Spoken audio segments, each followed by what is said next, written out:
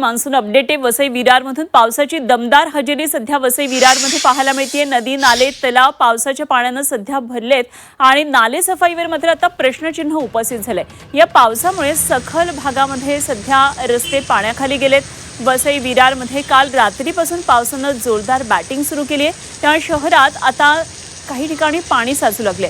नालासोपारा पूर्व विरार पश्चिम या भागामध्ये सखल भागातले रस्ते ते पाण्याखाली गेलेत। तर शहरातल्या मुख्य नाल्यांमध्ये प्लास्टिकचा खच असल्याचं आढळलंय। त्या पाण्याच्या प्रवाहामध्ये हा प्लास्टिक आता अडथळा ठरतोय। नाल्यातलं पाणी रस्त्यावर येण्याची त्यामुळे आता शक्यता वर्तवली जाते। तर विरार पूर्व परिसरातून या परिस्थितीचा आढावा घेतलाय आमचे प्रतिनिधी प्रथमेश तावडे यांनी। वसई विरारमध्ये काल मध्यरात्रीपासून जो पावसाने जोर धरलेला आहे तो सकाळपर्यंत कायम आहे आणि शहरातले जे प्रमुख सकल भाग आहेत ते या पावसामुळे पुन्हा जलमय झालेले आहेत।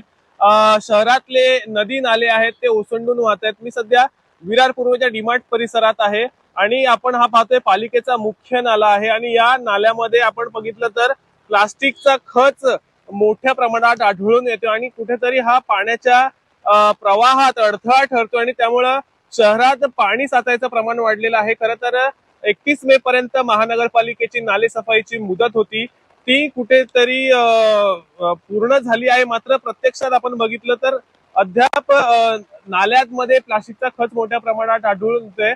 खरं तर शहरात पाणी साचायला सुरुवात झालेली आहे।